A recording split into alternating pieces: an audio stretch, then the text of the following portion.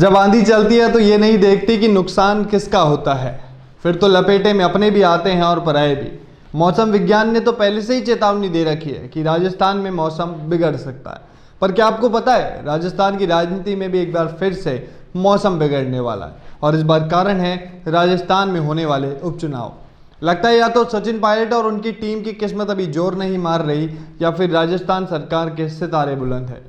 तभी तो जब भी कैबिनेट विस्तार की बातें होती हैं तो कुछ ना कुछ ऐसा हो ही जाता है जिससे कैबिनेट विस्तार बिना कुछ करे ही ठंडे बिस्तर में चला जाता है। नमस्कार, मेरा नाम है विकी और आप देखना शुरू कर चुके हैं राजस्थान संवाद।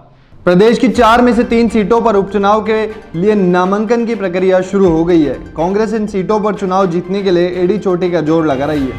पार्टी के प्रदेश प्रभारी अजय माकन ने अपने जयपुर दौरे के दौरान उपचुनाव को लेकर महामंथन किया। माकन ने पार्टी पदाधिकारियों से चर्चा करके उपचुनाव जीतने की रणनीति भी बनाई और उस पर विचार भी किया। इसी के साथ माकन ने मुख्यमंत्री अशोक गहलोत के साथ ही पीसीसी चीफ और पदाधिकारियों समेत उनके नाम के पैनल दिल्ली भिजवाने का आग्रह किया ताकि योग्य प्रत्याशियों का चयन समय रहते किया जा सके। पैनल भेजे जाने के बाद प्रत्याशियों के नाम को पार्टी आलाकमान से अप्रूव कराया जाएगा। उन्होंने कहा कि पैनल में नामों की संख्या निर्धारित नहीं की गई है।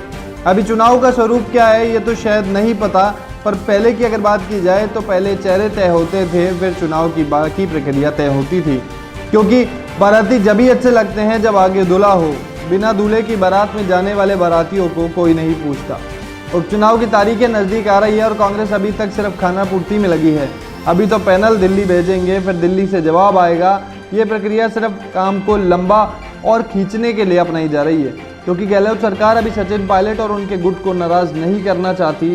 तो अगर मंत्रिमंडल विस्तार रोकना है तो चुनावों से बढ़िया तरीका कोई भी नहीं हो सकता। जब सचिन पायलट की वापसी हुई तो ये साफ था कि सचिन पायलट और उनके साथियों की जगह वापस दे दी जाएगी, साथ ही कुछ नए साथियों को मंत्रिमंडल में जगह दी जाएगी। पर फिर अहमद पटेल के निधन के बाद समय के साथ लोग इस बात को भी भूल गए। अजय माकन को राजस्थान का दामोदार दिया गया। अगर माखन के इतिहास को उठा करके देखें तो माखन ने दिल्ली में भी ऐसा कोई कमाल नहीं दिखाया था जो वो राजस्थान में दिखाएंगे। राजस्थान में उनसे उम्मीद रखना मतलब रेगिस्तान में समंदर की तलाश करना है। पिछली कई दफ़ा भी मंत्रिमंडल की बातें तो हुई, सरकार को अपने कुछ ज़रूरी काम याद आ जाते थे, जैसे कि चुनाव या फिर महामारी या फिर ना जाने क्या क्या, क्योंकि गहलोत सरकार ये अच्छे से जानती है कि सचिन पायलट के बिना उपचुनाव जीत में हासिल करना आसान तो क्या मुमकिन भी नहीं है। इसी कारण से वे बेवजह एक साधारण से प्रोसेस को इतना लंबा खींचे जा रहे हैं। अब सवाल यह उठता है कि क्या सचिन पायलट और उनकी टीम को सम्मान देने में जानकर टालमटोली की जा रही है? आपको क्या लगता है इस पूरी खबर के बारे में? आप हमें नीचे कमेंट करके बता सकते हैं। साथ ही राजस्थान की राजनीति में अपडेट रहने के लिए आज ही सब्सक्राइब करें हमारे चैनल राजस्थान संवाद को।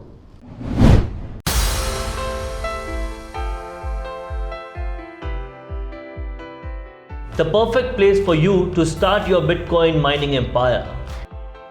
Finding it difficult to get a better job, or are you struggling with your finances? Dear spectators, as you all know, is today a very important day. ये है रिया जो बन गई है मोजो स्टार के कारण इंटरनेट की सुपरस्टार।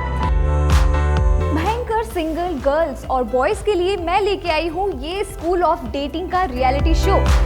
हेलो, मेरा नाम है संदेश और मुझे फुटबॉल खेलना बहुत पसंद है। Welcome to Regal Tours, Dubai's trusted #1 travel agency. Today in this video, we will explain how to enroll your college in Asia's biggest national championship. चलो बच्चों को बचपन याद दिलाएं, इन तकनीकों से थोड़ा दूर ले जाएं। Breaking news alert! On the Mic with Mike is the best business radio talk show in RBA.